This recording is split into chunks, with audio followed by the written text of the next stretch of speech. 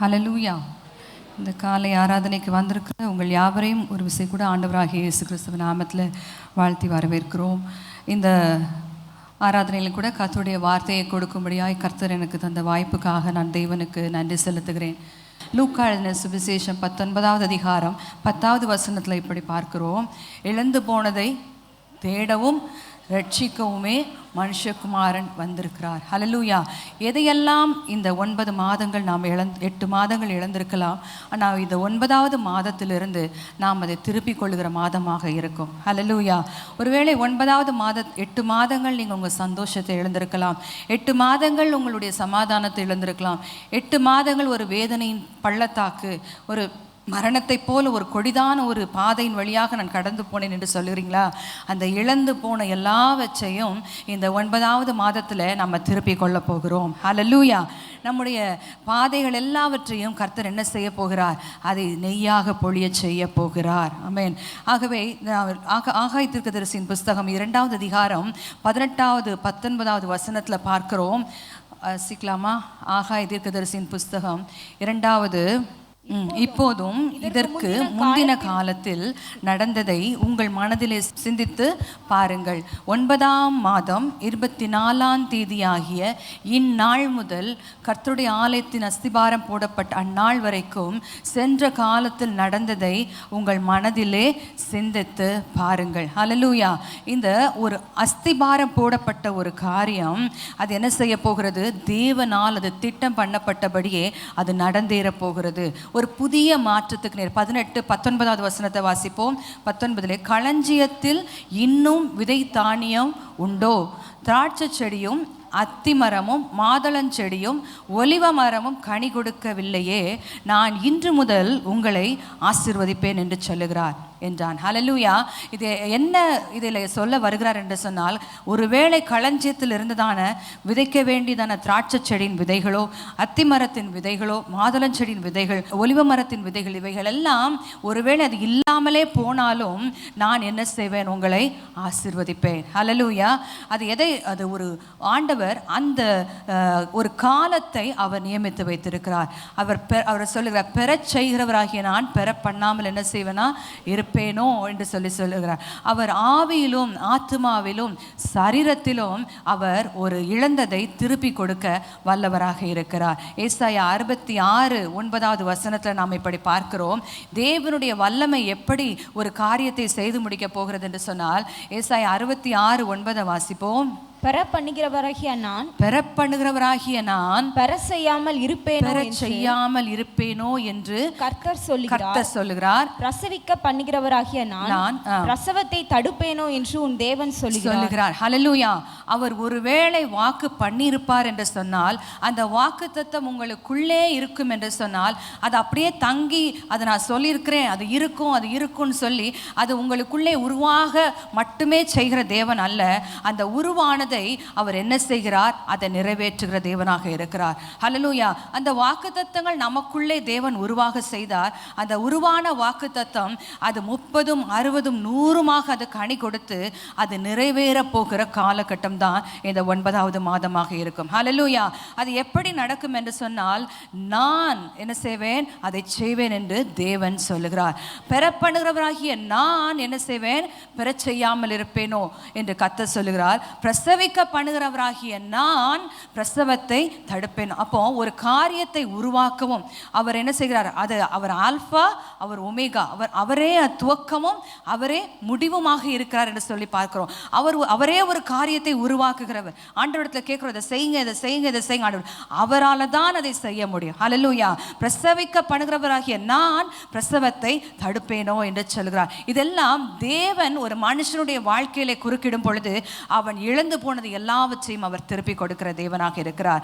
உதாரணமாக இந்த காலவெளியில் ரூத்தின் புஸ்தகத்துக்கு நேராக நாம் திரும்பிக் கொள்வோம்.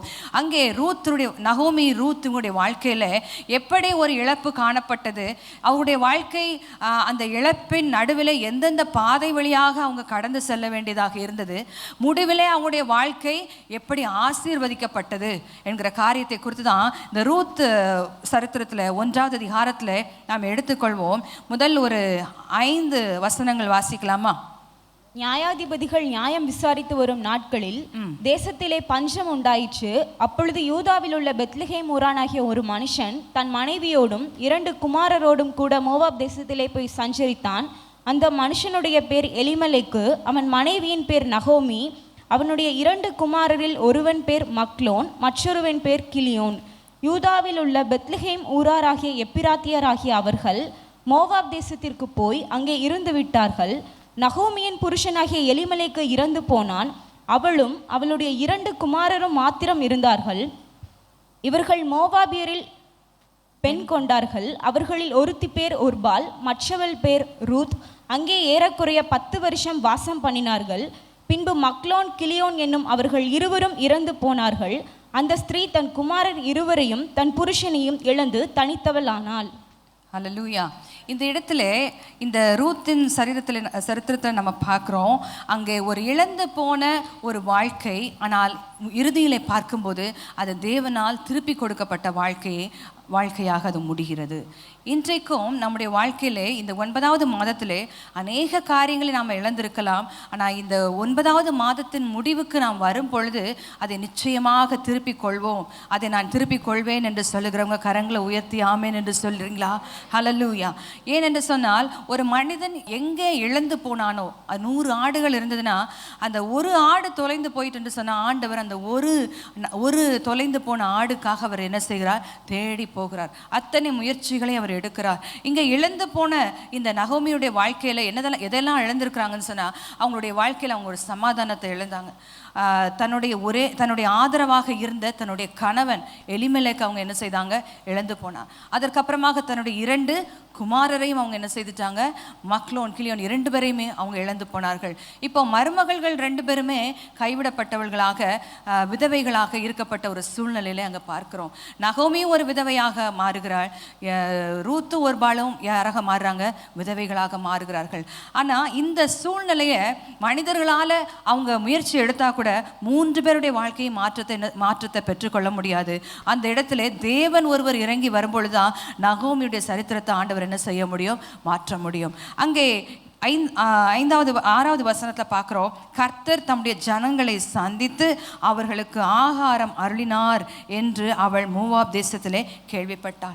சில படிகள் நம்முடைய வாழ்க்கையிலும் கூட இழந்து போனதை நாம் திருப்பிக் கொள்ள சில படிகள் வழியாக நாமும் கடந்து போக வேண்டியிருக்கும்.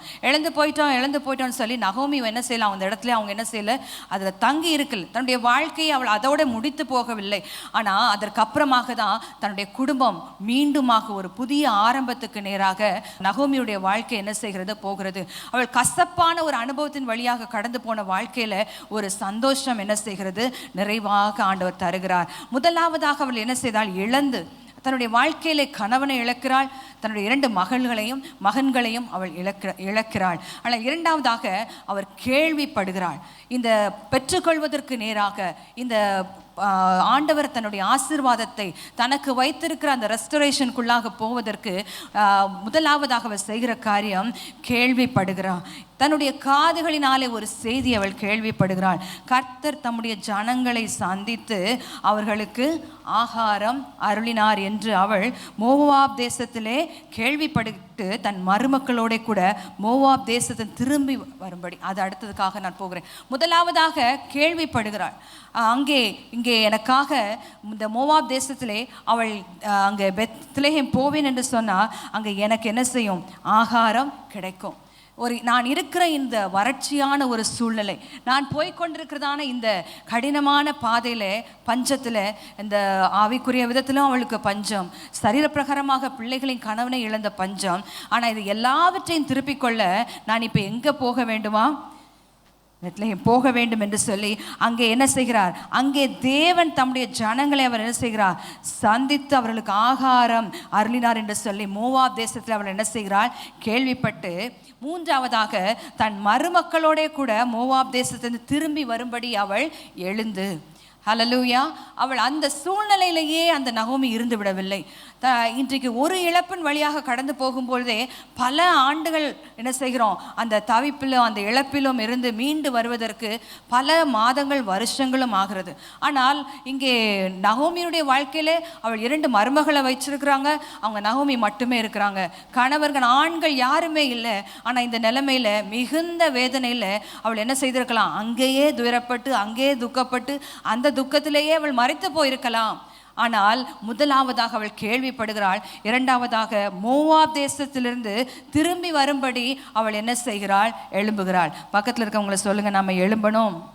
எதற்கு நேராக நாம் எழும்ப வேண்டும் என்று சொன்னால், தன் மருமக்களோடு 7வது வசனத்திலே தன் 2 மருமக்களோடும் கூட தான் இருந்த ஸ்தலத்தை விட்டு அவள் என்ன செய்தாளாம், புறப்பட்டாள். ஹல்லேலூயா. யூதா தேசத்திற்கு திரும்பி போக அவர்கள் வழி நடக்கையில் என்று சொல்லும். தன் இருந்த ஸ்தலத்தை விட்டு அவள் என்ன செய்ய வேண்டும், எழும்ப வேண்டியதாக இருந்தது. இன்றைக்கு நம்ம வாழ்க்கையிலும் கூட அநேக பிரச்சனைகள் வழியாக நம்ம கடந்து போகிறோம். நிறைய மனுஷனுடைய வார்த்தைகள் நம்ம காதுகளுக்கு நேராக வந்து விழுகிறது. இப்போ நகோமி ஒரு கணவரையும் 2 மகனை இழந்திருக்கிறாங்கன்னா அவங்க சாதாரண ஒரு அவளை எந்த அளவுக்கு வேதனைப்படுத்த முடியுமோ ஜனங்கள் தங்களுடைய வார்த்தையினாலே நகோமியை நிச்சயமாக அவங்க என்ன செஞ்சிருப்பாங்க, வாதித்திருப்பார்கள். அதை கேட்க முடியாத கேள்விகள் எல்லாம் அவங்க என்ன செஞ்சிருப்பாங்க, காதுகளில் விழுந்திருக்கும். ஆனால் அந்த நகோமி என்ன செய்தாங்கன்னா, அப்படி இருந்த பட்சத்திலும் அவங்க அந்த தூசியை உதறி விட்டு அவங்க என்ன செய்தாங்க, எழுந்தார்கள். ஏசாயா 52:2 சொல்லப்பட்டிருக்கிறது. இன்றைக்கு நம்ம எல்லாரும் அதை சேர்ந்து வாசிப்போம். ஏசாயா 52:2 தூசியை உதறிவிட்டு எழுந்திரு, தூசியை உதறிவிட்டு எழுந்திரு. எல்லாரும் சேர்ந்து வாசிங்களேன். தூசியை உதறிவிட்டு எழுந்திரு.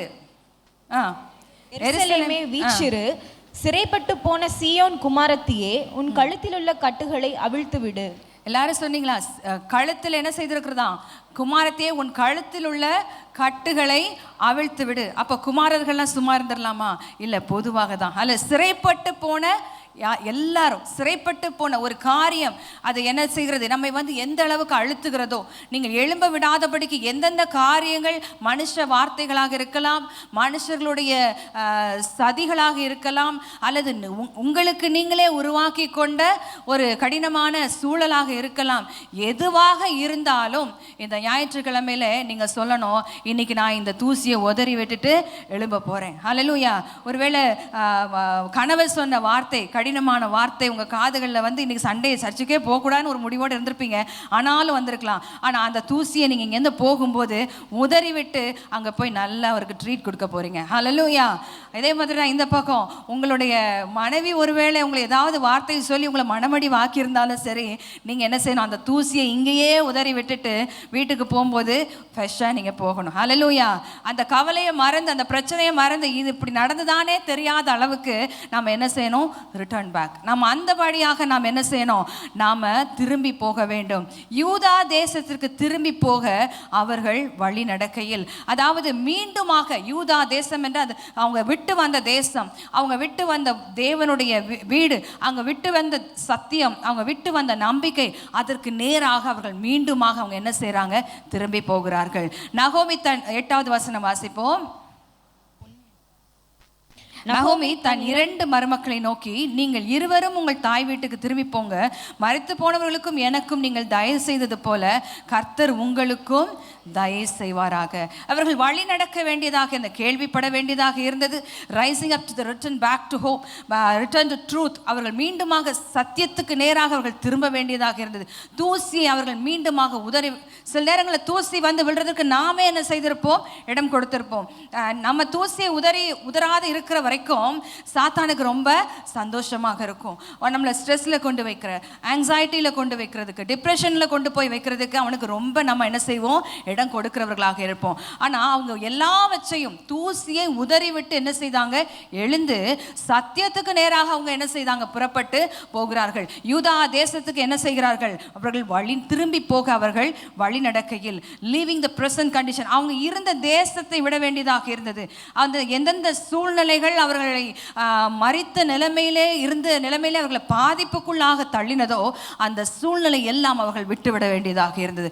இன்றைக்கும் இந்த காலவெளியிலே அநேக சூழ்நிலைகள் நிமித்தம் நீங்கள் எழும்ப முடியாமல் இருந்திருக்கலாம். அநேக நபர்கள் நிமித்தமாக நீங்கள் எழும்பாமல் இருந்திருக்கலாம். இவர்களுக்காக அவங்களுக்கு சொல்றாங்க, இவங்க சொல்றாங்க, எனக்கு நானே உருவாக்கி. இப்படிப்பட்ட சூழ்நிலைகள் எல்லாவற்றையும் அவள் என்ன செய்கிறாள், யூதா தேசத்துக்கு திரும்பி அவர்களை வழிநடந்து அவர்கள் என்ன செய்கிறாங்க, தொடர்ந்து அவர்கள் யூதா தேசத்திற்கு திரும்பி போக அவர்கள் புறப்படுகிறார்கள்.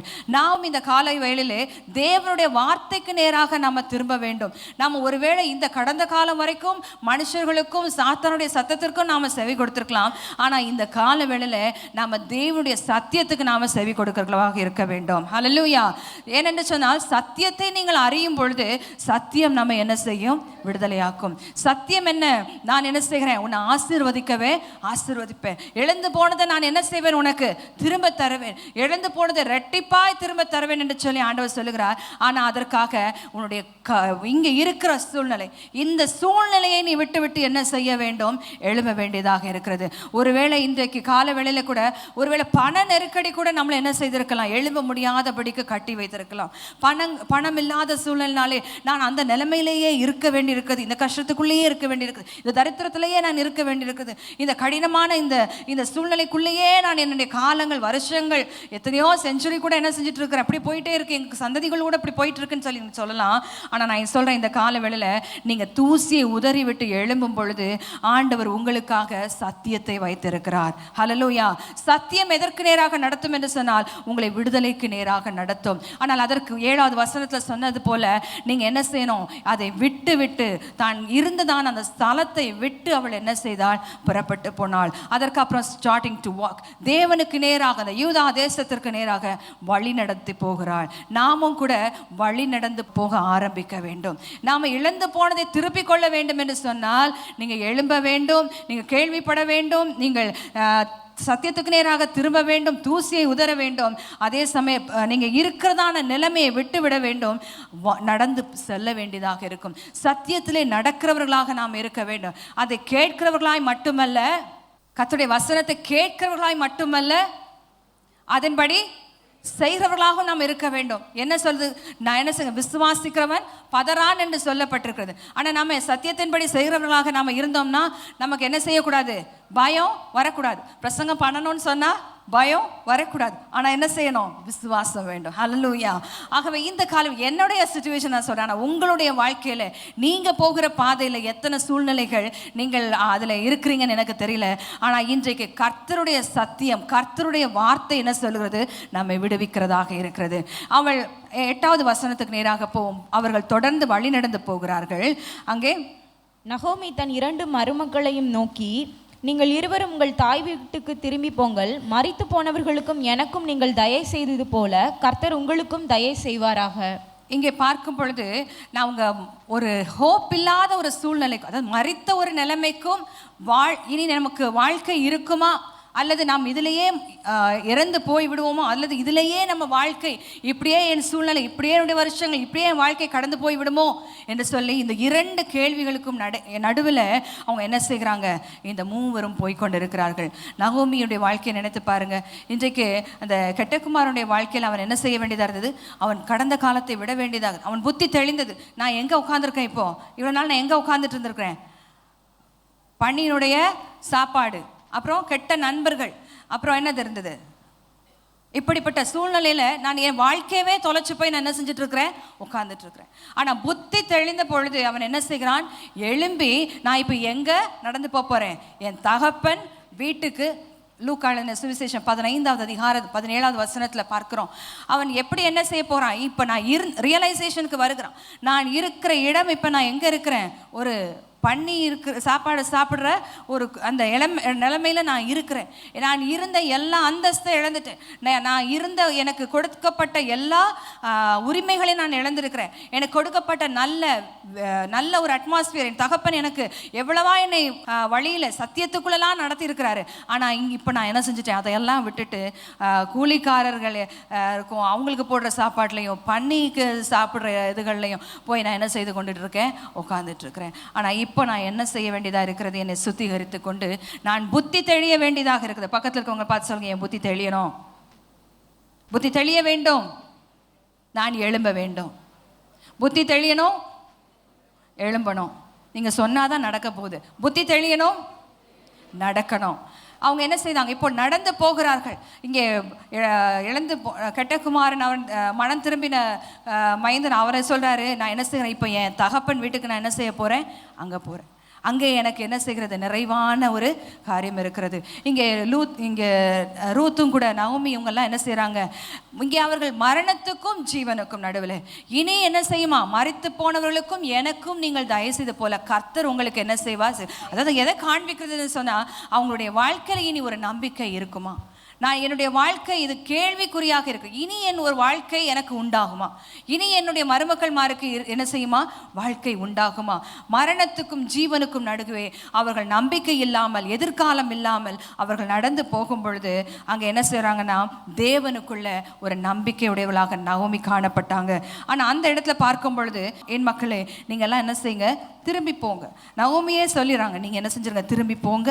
ஒருவேளை என்ன செய்ய முடியும்? இனிமே நான் எனக்கு ஒரு பிள்ளையை பெற்று அவங்கள வளர்த்து இனி உங்களுக்கு ஒரு வாழ்க்கை பிள்ளைகளை பெற்றாலும் அவங்க பெரியவளாகி புருஷர்கள் வாழ்க்கைப்படாதபடிக்கு நீங்கள் பொறுத்திருக்க முடியாது. ஆகவே என் கை எனக்கு விரோதம், கர்த்தருடைய கை எனக்கு விரோதமாக இருக்கிறார். உங்கள் நிமித்தம் எனக்கு மிகுந்த விசனம் இருக்கிறது.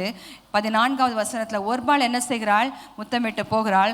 ரூத்தோ அவளை என்ன செய்யவில்லை? விடவில்லை. அவங்க என்ன செய்ய, இதை உன் சகோதரி, அப்பொழுது அவள் இதை உன் சகோதரி அவள் போயிட்டா நீயும் போயிருன்னு சொல்லி ரூத்தை கேட்கும் பொழுது அவள் 16வது வசனத்தில் சொல்கிறாள், நான் உம்மை பின்பற்றாமல் உம்மை விட்டு என்ன செய்வதில்லை? திரும்பி போவதை குறித்து என்னோட நீங்கள் என்ன செய்ய வேண்டாம்? பேச வேண்டாம். நீங்கள் போகிற இடத்துக்கு நான் என்ன செய்வேன்? வருவேன். நீங்கள் தங்குற இடத்துல நானும் தங்குவேன். உம்முடைய ஜனம் என்னுடைய ஜனம், உம்முடைய தேவன் என்னுடைய தேவன். எத்தனை மருமக்கள் மாதிரி இதை சொல்லுகிறோம் இன்றைக்கு. மாமியார் வீட்டுக்கு போங்கன்னு சொன்னால் உங்கள் ஜனம் என் ஜனம், உங்கள் வீடு என் வீடு அப்படின்னு நினைக்கிறோமா? ரூத்தை நோக்கி பாருங்க, அவள் என்ன செய்கிறாள்? அவளுக்கு நேராக ஒரு ஒரு ஒரு தீர்மானம் எடுக்க வேண்டியதாக ஒரு சூழ்நிலை இருக்குது. நான் என் மாமியாரை பின்பற்றணுமா இல்லை எங்கே போகணுமா? அப்போ அவள் சொல்கிறா, உங்கள் ஜனம் என்னுடைய ஜனம், உங்கள் தேவன் என்னுடைய தேவன், நீங்கள் போகிற இடத்துக்கு நான் என்ன செய்வேன்? வருவேன் என்று சொல்லுகிறாள். அவள் மன உறுதியாக இருக்கிறதை அவள் கண்டார். இது எதை காண்பிக்கிறதுன்னு சொன்னால், நம்மளும் ஆண்டவருடைய சமூகத்தில் வரும் பொழுது அவருக்கு சமூகத்தில் எடுக்கிற தீர்மானத்தில் நம்ம மன உறுதியாக இருக்க வேண்டும். அல்லேலூயா. அதில் அலசடிப்பட்டு கொண்டே இருக்கக்கூடாது. அது வரதான் செய்யும். அது மாம்சம் ஆவிக்கு விரோதமாக, ஆவி மாம்சத்துக்கு விரோதமாக யுத்தம் நடந்துக்கிட்டே தான் இருக்கும். ஆனால் ஆவிக்குரியவர்கள் நாம் என்ன செய்ய வேண்டும்? இந்த உலகத்தை ஜெயிக்கிறவர்களாக நாம் இருக்க வேண்டும். அல்லேலூயா. ஒருவன் ஆவிக்குரியவனாக இருப்பான் என்று சொன்னால் அவன் நிச்சயமாகவே இந்த உலகம், மாமிசம், பிசாசுகளை ஜெயிக்கிறவனாக அவன் இருப்பான். அதற்கென்று யுத்தம் இருக்க தான் செய்யும். அந்த யுத்தத்திலும் நாம் ஜெயம், அந்த யுத்தத்தை நாம் ஜெயிக்க வேண்டும். இங்கே ஒரு பரீட்சை தான், அவளுக்கு சத்தியத்துக்கு நேராக ஒரு பரீட்சை வருகிறது. அப்போ அவள் சொல்றா, நான் என்ன செய்வேன்? உங்க கூட தான் நான் வருவேன். உங்க ஜனம் தான் என் ஜனம், உங்க தேவன் தான் என்னுடைய தேவன், நீங்க போகிற இடத்துக்கு தான் நான் வருவேன் என்று சொல்லி அவள் சத்தியத்திலே உறுதியாக இருந்தாள். உலக பிரகாரமாக அவள் யோசித்தாள் என்று சொன்னா அவள் திரும்பி போயிருக்கலாம். ஆனால் தேவனை அவள் பற்றி கொண்டாள், உறுதியாக பிடித்து கொண்டாள். நான் தரிசித்து, நாம் எப்படி இருக்கிறோம்? தரிசித்து நடவாமல் நாம் விசுவாசித்து நடக்கிறவர்களாக நாம் இருக்க வேண்டும். அவளுக்கு முன்னாடி என்ன இருக்கும்னு அப்போ அவளுக்கு தெரிஞ்சிருக்காது. ஆனால் ஒன்று அவளுக்கு தெரியும், எனக்கு கொடுக்கப்பட்ட இந்த விசுவாசத்தில் நான் உறுதியாக இருப்பேன். கரங்களை தட்டி தேவனுக்கு மகிமை செலுத்துமா? ரூத் எப்படி சத்தியத்தில் உறுதியாக இருந்தாலோ அதே போல நாமும் சத்தியத்தில் உறுதியாக இருக்க வேண்டும். எப்போ உறுதி நமக்கு தடுமாறுன்னு சொன்னால், ஒரு திருமணம் வரும் பொழுது, அல்லது பிள்ளைகளுக்கு ஒரு ஹையர் ஸ்டடீஸ்க்கு போகும் பொழுது, பிள்ளைகளை மற்ற காரியங்களோடு கூட மற்ற தேசங்களுக்கு அனுப்பும்போது, அவங்க உலகத்தோடும் மனுஷர்களோடும் தேவனோடும் கூட அவங்க போராடும் பொழுது நம்ம அவர்களுக்காக என்ன செய்ய வேண்டும்? திறப்பில் நின்று ஜெபிக்க வேண்டும். அல்லேலூயா. எதற்காக ஜெபிக்க வேண்டும்? அவர்கள் தேவனுடைய சமூகத்திலே மன உறுதியாக இருக்க வேண்டும். அல்லேலூயா. ஒரு தோல்வி வரும் பொழுது, ஒரு உலகத்திலிருந்து ஒரு அழுத்தம் வரும் பொழுது, மற்றவர்களால் ஒரு அழுத்தங்கள் வரும் பொழுது அவர்கள் சோர்ந்து போய் விடக்கூடாது என்று சொல்லி நாம் அவர்களுக்காக பெற்றோர்கள் திறப்பில் நிற்க வேண்டும். ரூத் அவள் மன உறுதியாக இருக்கிறதை அவள் பார்த்துட்டு அவள் சொல்றான், நாம் என்ன செய்வோம்? அங்கே திரும்பி போகிறாள். அங்கேதான் 22வது வசனத்தில் பார்க்கிறோம். இப்படி நகோமி மோவாபிய ஸ்திரீயான தன் மருமகள் ரூத்தோடும் கூட மோவாப் தேசத்திலிருந்து திரும்பி வந்தாள். மோவாப் தேசத்திற்கு அவங்க திரும்பி வந்தாங்க. வார்கோதுமை அறுப்பின் துவக்கத்தில் அவர்கள் பெத்லகேமுக்கு வராங்க. அதற்கப்புறம் சுருக்கமாக இந்த காரியத்தை நான் சொல்லுகிறேன். நகோமிக்கு உறவின் முறையில் போவாஸை அவள் கண்டு கொள்ளுகிறாள். போவாஸுடைய நிலத்தில் வந்து அங்கே அவளுக்கு கதிர் பொறுக்குவதற்கு ஆண்டவர் தயவு கிடைக்க செய்கிறார். போவாஸ் கண்கள் அவளுக்கு தயவு கிடைக்கிறது. 2வது அதிகாரம் 11வது வசனத்தில் அதற்கு போவாஸ், நீ என்ன செய்ய, நீ உன் தகப்பனை உன் தாயின் ஜன்ம தேசத்தையும் விட்டு முன்னே நீ அறியாத ஜனங்களிடத்தில் வந்து எல்லாம் எனக்கு விவரமாய் தெரிவிக்கப்பட்டது. உன் செய்கைக்கு தக்க பலனை கர்த்தர் உனக்கு கட்டளையிடுவாராக. இஸ்ரவேலின் தேவனாகிய கர்த்தருடைய செட்டைகளின் கீழ் அடைக்கலமாய் வந்த உனக்கு அவராலே நிறைவான பலன் கிடைப்பதாக. ஹல்லேலூயா. தேவனுடைய இரக்கம், அவரால் உண்டான ஒரு தயவு அவளுக்கு என்ன செய்கிறது, உண்டாகிறது. இருளிலிருந்து வந்த ஒரு குடும்பம் இப்பொழுது வெளிச்சத்துக்கு நேராக போய்கொண்டிருக்கிறது. இழந்து போன நிலைமையில வந்த இந்த குடும்பம் இப்பொழுது எல்லாவற்றையும் திருப்பி கொள்ள ஆரம்பிக்கிறது. ஹல்லேலூயா. அவளுக்கு என்னென்ன தயவெல்லாம் அவளுக்கு கிடைக்குதுன்னு சொன்னா, போவாஸ் கண்களை தயவு கிடைக்கிறது. அவளுக்கு ஆகாரம் கிடைக்கும். உலக பிரகாரமா சாப்பாடு வேணும், ஆகாரம் வேணும், அதை ஆண்டவர் திருப்பி கொடுக்கிறாரு. கணவன் வேணும், அதை அவர் திருப்பி கொடுக்கிறாரு. அதற்கப்புறமாக பிள்ளைகள் வேணும், பிள்ளைகளுக்குரிய ஆசீர்வாதத்தை அவர் என்ன செய்கிறார், கொடுக்கிறார். 13வது வசனம், 4வது அதிகாரம் 13வது வசனத்துல, போவாஸ் ரூத்தை விவாகம் பண்ணினான், அவள் அவனுக்கு மனைவியானாள். அவன் அவளிடத்தில் பிரவேசித்த போது அவள் கற்பந்தரித்து ஒரு ஆண் பிள்ளையை பெற கர்த்தர் அனுக்கிரகம் பண்ணினார். நகோமிக்கும் அவருடைய வாழ்க்கையில இழந்து போனதெல்லாம் என்ன செய்யறாங்க, இப்போ திருப்பி கொள்ளுறாங்க. தன்னுடைய மருமகளுக்கு ஒரு நல்ல மகனை போல உறவின் முறையில் அவனுக்கு கொடுக்கப்படுகிறதும், அவள் இழந்து போன அவள் தனக்கு ஒரு வாரிசே இல்லை அப்படிங்கிற நிலைமையில அவர்கள் மூலமாக அவள் ஒரு பிள்ளையும் ஆண் பிள்ளையும் பெற கர்த்தர் என்ன செய்கிறார், அனுக்கிரகம் பண்ணுகிறார். அதற்கப்புறம் பார்க்கிறோம், அவள் அந்த பிள்ளையை வளர்க்கிற தாயாக மாறினாள் என்று சொல்லப்பட்டிருக்கிறது. நகோமிக்கு இதெல்லாம் தான் சுயமாக செஞ்சுட்டா முடியுமா? முடியாது. இது கர்த்தரால் அவளுக்கு உண்டான தயை. ஹல்லேலூயா. மனுஷர்கள் நினைச்சிருந்தா கூட அந்த பிள்ளைக்கு மறுமணம் செஞ்சு அது ஒரு பிள்ளைகளை பற்றி இதை வளர்ப்பதற்குரிய சாத்தியமே இல்லை. நகோமியை பார்க்கும் பொழுது சுதந்திரவாளி 14வது வசனம், அப்பொழுது ஸ்திரீகள் நகோமியை பார்த்து, சுதந்திரவாளி அற்று போகாதபடிக்கு இன்று உனக்கு தயை செய்த கர்த்தருக்கு ஸ்தோத்திரம், அவன் பேர் இஸ்ரவேலிலே பிரபலமாக கடவது. ஹல்லேலூயா. அவன் உன் ஆத்துமாவுக்கு ஆறுதல் செய்கிறவனும் உன் முதிர் வயதிலே உன்னை ஆதரிக்கிறவனுமாய் இருக்க கடவன். உன்னை சிநேகித்து 7 குமாரரையும் பார்க்கிலும் உனக்கு அருமையாயிருக்க உன் மருமகள் அவனை பெற்றாளே என்றார்கள். இப்படிதான் ஜனங்கள் என்ன செய்தாங்களாம், வாழ்த்த ஆரம்பிச்சாங்க. ஒரு கூட்டம் முதல்ல என்ன செய்தது, தூஷித்தது. ஒரு கூட்டம் அவளை அவமானப்படுத்தினது, ஒரு கூட்டம் அவளை துரத்தினது. ஆனா இன்றைக்கு ஆண்டவர் அவளுடைய வாழ்க்கையை தலைகீழாக மாற்றினார். இந்த 9வது மாதத்துல எத்தனையோ அவமானங்கள், பேச்சுக்கள், வார்த்தைகள், சூழ்நிலைகள், எல்லா சூழ்நிலை அவமானங்களையும் நம்ம கடந்து வந்திருக்கலாம். ஆனால் இந்த 9வது மாதத்து முடிவுக்குள்ளாக எத்தனை பேர் விசுவாசிக்கிறீங்க, அந்த தூஷணங்களை எல்லாம் கர்த்தர் மாற்றுவார். அந்த அவமானத்தின் வார்த்தைகளை கர்த்தர் மாற்றுவார். எனக்கு அருமையா இருக்கிற ஹல்லேலூயா உன் மருமகள் அவனை பெற்றாளே என்று சொன்னார்கள். நகோமி அந்த பிள்ளையை எடுத்து தன் மடியிலே வைத்து அதை வளர்க்கிற தாயாக ஆனாளாம். ஹல்லேலூயா. இது சாத்தியமே இல்லை, இது சாத்தியமே இல்லை. ஆனால் பாருங்க, அவளுக்கு ஒரு குமாரனையும் பெற்றுக் கொடுத்து அந்த ஆண் பிள்ளை பிறந்தது என்று சொல்லி அதற்கு ஓபேத் என்று சொல்லி பெயரிட்டார்கள். அவன் தாவீதின் தகப்பனாகிய ஈசாயின் தகப்பன். எவ்வளோ பெரிய ஸ்லாக்கியம் பார்த்தீங்களா? ஏசு கிறிஸ்து அந்த வம்சத்தில் வருவதற்கு ஒரு இழந்து போன இருளிலிருந்து அந்த குடும்பம் தேவனுடைய சத்தத்துக்கு கீழ்ப்படிந்து அவள் நகோமி என்ன செய்தாள், தன்னோட தேவனை உறுதியாக பிடித்து கொண்டு அவள் தேவன் பக்கமாக அவள் திரும்பி வந்தாள். இழந்து போனது எல்லாவற்றையும் அவள் என்ன செய்தாள், திருப்பி கொண்டாள். ஆண் பிள்ளை பிறந்தது.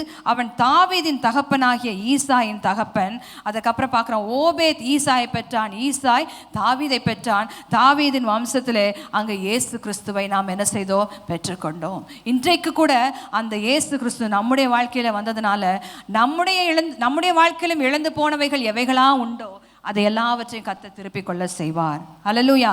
இன்றைக்கும் உங்களுக்கு நம்பிக்கையை கர்த்தர் கொடுக்க விரும்புகிறார்.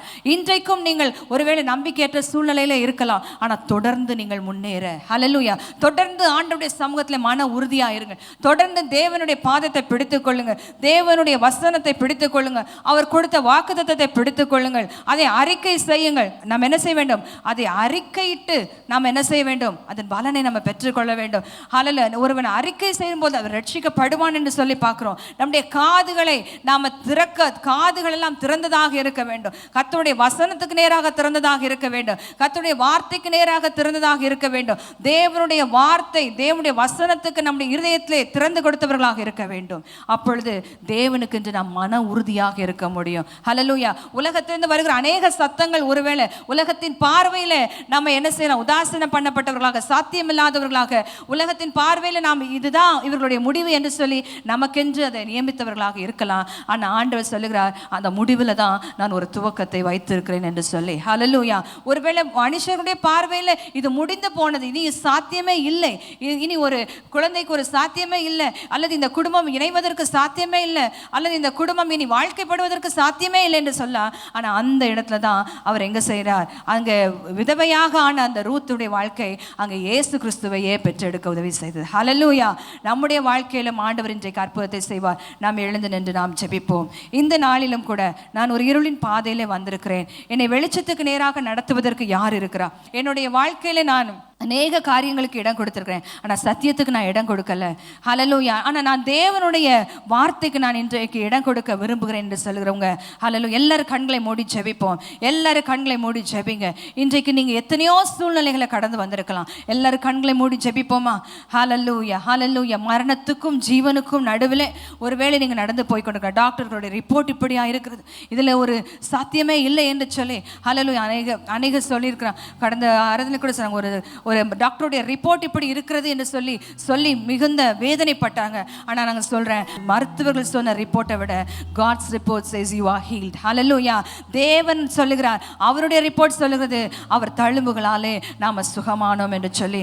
அல்லது உலகம் சொல்லுகிறது இதற்கு முடிவு தான், இதனுடைய சரித்திரம் முடிந்தது என்று சொல்லியிருக்கலாம். ஆனால் அந்த சரித்திரத்தில் தான் இயேசுவையே துவக்க வைத்தது. ஹல்லேலூயா. கரங்களை உயர்த்தி அந்த ஒரு நம்பிக்கையோடு கூட நான் இழந்து போனதை இந்த மாதத்தை திருப்பிக் கொள்ள வேண்டும் என்று சொல்லுங்க. கரங்களை உயர்த்துங்க. ஆண்டவரே, எனக்கு ஒரு புதிய ஆரம்பம் வேண்டும். ஆண்டவரே, எதையெல்லாம் எனக்குள் நான் வாக்குத்தத்தங்களை வாங்கி வாங்கி வாங்கி நான் தரித்து வைத்திருக்கிறேன், நான் கற்பன் தரித்து வைத்திருக்கிறேன். ஆனால் அது இந்த நாளிலே அது என்ன செய்ய வேண்டும்? அது நிறைவேற வேண்டும், அது நிறைவேற வேண்டும். ஹல்லேலூயா. இந்த நாளிலே நான் காத்திருக்கிறேன் என்று சொல்லி இத்தனை மாதங்களாக இருக்கிறது ஆண்டவரே, இந்த கடைசி 3 மாதங்கள் இருக்கிறது, இதிலாகிலும் நீர் பூர்த்தி செய்வீரா என்று சொல்லி காத்திருக்கிறீங்களா?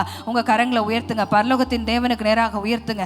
There is still hope. இன்றைக்கு ஆண்டவர், ஹல்லேலூயா, உங்கள் சரீர பிரகாரமான ஆசீர்வாதத்தை, ஆத்மா தேவையை, அவர் ஆவிக்குரிய ஆசீர்வாதத்தை, ஹல்லேலூயா, ஆண்டவர் இன்றைக்கு திருப்பி கொடுக்க போகிறார். ஆண்டவர் இன்றைக்கு திருப்பி கொடுக்க போகிறார். இன்றைக்கு கர்த்தருடைய வார்த்தையை நான் கேள்விப்படுவேன். கர்த்தருடைய வார்த்தை சத்தியத்துக்கு நேராக நான் எழும்புவேன். மீண்டும் ஒரு விசை நான் எழும்புவேன். அல்ல ஒருவேளை சூழ்நிலைகளை பார்த்து சோர்ந்து போய் வீடுகளில் உட்கார்ந்து இருக்கிறீங்களா? நான் இன்னைக்கு சொல்லுங்க, வாய்களை திறந்து சொல்லுங்க, நான் இன்றைக்கு எழும்புவேன். ஆண்டவருக்காக எதை ஆகிலும் செய்ய எழும்புவேன். ஹல்லேலூயா. கரங்களை உயர்த்தி சொல்லுங்க, ஆண்டவரே, எழுந்து கட்டுவேன். ஆண்டவரே, என்னுடைய வாழ்க்கை திரும்ப கட்டப்பட வேண்டும். என் தூசியை நான் உதறிவிட்டு எழும்ப வேண்டும். எதெல்லாம் சொல்லப்பட்ட நிந்தைகள், அவமானங்கள், வார்த்தைகளை கேட்டுக்கொண்டே இருக்கிறத விட்டுட்டு ஆண்டவர் சொன்னார், இந்த காலவேளை தூசியை உதறி விட்டு எழுந்துரு என்று சொல்லுகிறார். அவன் கெட்டகுமாரன் எப்படி புத்தி தெளிந்தவன் ஆனானோ அதே போல நீ நிற்கிறதான இடம் பன்றிகள் சாப்பிடுறதான அந்த இறைகளுக்கு தின்று கொண்டு இருக்கிறியா? இந்த காலவேளையில உன் புத்தி தெளியட்டும். இந்த காலவேளையில ஹல்லேலூயா, தேவன் ஹல்லேலூயா உனக்கு என்று வைத்திருக்கதான ஹல்லேலூயா ஒரு பெரிய ஆசீர்வாதம் இருக்கிறது. எழும்ப வேண்டும் என்று சொல்லி ஆண்டவர் விரும்புகிறார். ஹல்லேலூயா, ஹல்லேலூயா. ஆண்டவர் நம்மை எப்படி பார்க்கிறார் சொன்னா, பிரியமானவளே என்று சொல்லி பார்க்கிறார், என் பிரியமே என்று சொல்லி அவர் பார்க்கிறார். ஹல்லேலூயா, ஹல்லேலூயா. உன் நேசர் அவர் தருகிற கனிகளை நீ புசிப்பதற்கு நீ என்ன செய்ய? எழும்ப வேண்டும். ஹல்லேலூயா, ஹல்லேலூயா. உன்னத பாட்டு 4:15 எப்படி சொல்லப்பட்டிருக்கிறது? வாடையை எழும்பு என்று சொல்லப்பட்டிருக்கிறது. நேசர் அவர் தம்முடைய கனிகளை என்ன செய்வார்? புசிக்குவார். ஹல்லேலூயா, ஹல்லேலூயா. புசிக்கும்படியாக நாம் எழும்ப வேண்டும். நம்முடைய வாழ்க்கை கனியுள்ள வாழ்க்கையா இருக்க, ஹல்லேலூயா, நேசர் தமது அருமையான கனிகளை புசிக்க, ஹல்லேலூயா, இன்றைக்கு நான் எழும்ப வேண்டும். அவருடைய பார்வையில நான் அருமையானவளாக இருக்கிறேன், நான் அவருடைய பார்வையில விலையேற பெற்றவளாக இருக்கிறேன் என்று சொல்லி நீங்க ஒவ்வொருத்தரும் ஆண்டவருடைய சமூகத்தில் சொல்லுங்க, ஆண்டவரே, எனக்கு ஆண்டவரே இந்த ஜீவனை தாரும். ஆண்டவரே, என் வாழ்க்கையில மறித்த நிலைமை வேண்டாம், இனி என் வாழ்க்கை ஜீவனுள்ள வாழ்க்கையாக இருக்க வேண்டும். இதுவரையிலும் நம்பிக்கையற்றிருந்த வாழ்க்கை அல்ல, இனி எனக்கு ஒரு பெட்டர் ஃபியூச்சரை நீங்க வைத்திருக்கிறீங்க, ஒரு பெரிய எதிர்காலத்தை எனக்காக வைத்திருக்கிறீங்க. இந்த காலவேளையில் நான் விசுவாசிக்கிறேன். எதையெல்லாம் விட்டுவிட வேண்டுமோ அவைகளை நான் விட்டுவிட ஆண்டவரே, எதெல்லாம் ஆண்டவருடைய வாழ்க்கை திரும்ப கட்டப்படக்கூடாதபடிக்கு ஆண்டவரே, அது எதெல்லாம் என்னுடைய காரியங்களில் அதை தடை செய்து கொண்டிருக்கிறதோ அதையெல்லாம் இந்த காலைவெளியில் நான் விட்டு விடுகிறேன் ஆண்டவரே. இந்த பாத்திரம் என்னை விட்டு நீங்க கூடுமானால் என்னை விட்டு நீங்கும்படி செய்யலாம். ஆகிலும் என்னுடைய சித்தத்தின் படி அல்ல, உம்முடைய சித்தம் ஆக கடவுது என்று சொல்லி இயேசு கிறிஸ்து பிதாவின் சித்தத்தை நிறைவேற்ற தன்னை கடைசி நிமிஷத்தில் ஒப்பு கொடுத்தார் அல்லவா. இந்த காலவேளையிலும் அதை நோக்கி நீங்க மன உறுதியாய் ஆண்டவரே, இன்னும் உம்முடைய சித்தத்தை நான் செய்வேன், இந்த சூழ்நிலையிலும் நான் உம்முடைய சித்தத்தை செய்வேன். உலகம் பார்க்கிற விதமா இருக்கட்டும், உலகம் என்ன வேணா சொல்லட்டும் ஆண்டவரே, ஹல்லேலூயா, மக்கள் என்ன வேணா சொல்லட்டும், நான் தரிசித்து நடப்பதில்லை, நான் விசுவாசித்து நடப்பேன். நான் எப்படியும் என் கர்த்தர் எனக்கு நன்மையானதை செய்வார், என் கர்த்தர் நான் விசுவாசித்திருக்கிறவர் இன்னார் என்பதை நான் அறிந்திருக்கிறேன் என்று சொல்லி விசுவாசித்து மீண்டுமாய் அவள் பெத்லகேமுக்கு திரும்பி வந்தாங்க. ஹல்லேலூயா. அதே போல இந்த காலவேளையிலே மீண்டுமாய் தேவனுடைய சமூகத்தில் திரும்பி வரும் பொழுது நாம போகிறதான இந்த இருளின் பாதையில தேவனுடைய வெளிச்சம் நம்முடைய வாழ்க்கையில பிரவேசிக்கும். ஹல்லேலூயா. நம்முடைய காதுகளை திறந்தருளுவோம். தொடர்ந்து எழும்ப வேண்டியவைகளை ஹல்லேலூயா உதறியை விட்டு எழும்ப வேண்டியவைகளை இந்த காலவேளையில் நாம் எழும்புவோமாக. கர்த்தர் சமூகத்தில் திரும்புவோம். ஹல்லேலூயா, ஹல்லேலூயா. குனிந்து தூக்கி நீரே பெரியவனாக்கி நீரே, உமது காருண்யத்தா குனிந்து தூக்கி நீரே, குனிந்து தூக்கி நீரே பெரியவனாக்கி நீரே, உமது காருண்யத்தா குனிந்து தூக்கி நீரே. எனது விளக்கு எரிய செய்தி, எனது விளக்கு எரிய செய்தி, இரவை பகலாக்கி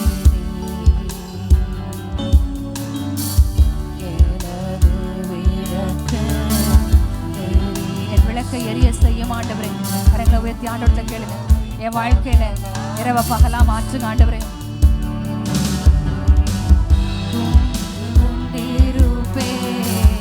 எப்போதும் உமக்காய் என் ஜீவன் பிரியும் வரை ஆண்டவரை பார்த்து சொல்லுங்க, ஆண்டவரே எரிந்து கொண்டிரு. மனுஷர்கள் வார்த்தை நடுவில், தூஷணங்கள் நடுவில், அவமானங்கள் நடுவில் எப்போதும் உமக்காய் என் ஜீவன் பிரியும் வரை உமக்காக நான் எரிந்து கொண்டிருப்பேன்.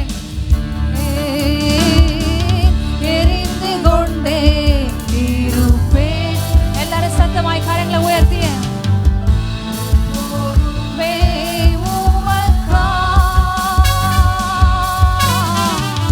என் ஜீவன்.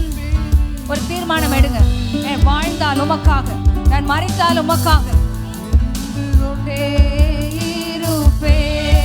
எல்லாரும் சத்தமாய் இந்த முழு பலத்தோட எரிந்து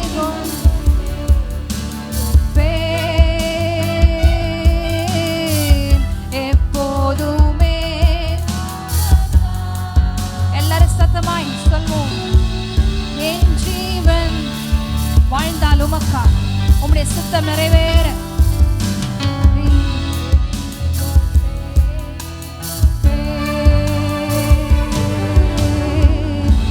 நம்பும் கீடகம் விடுவிக்கும் தெய்வம் நீதான், நீதானையா. நான் உங்களை நம்பி இருக்கிறேன் ஆண்டவரே. நான் நம்பும் கீடகம். இருதயத்தின் ஆழத்துல சொல்றீங்களா? உண்மையா சொல்றீங்களா? நான் உண்மை நம்பி இருக்கிறேன் ஆண்டவரே. உண்மைதான் நான் நம்பி இருக்கிறேன் ஆண்டவரே. என்னை விடுவிக்கிறவர் நீதான் ஆண்டவரே.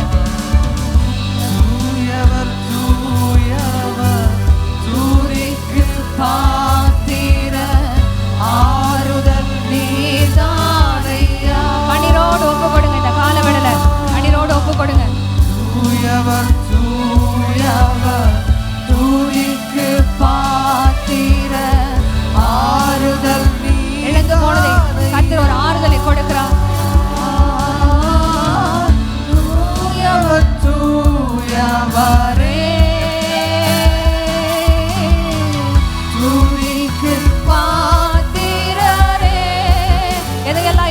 இந்த காலவேளை பெற்றுக்கொள்வோம் பிரியமானவர்களே.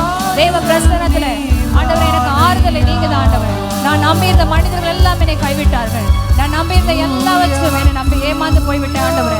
இந்த காலவேளையில எனக்கு நீதான் ஆறுதல் ஆண்டவரே.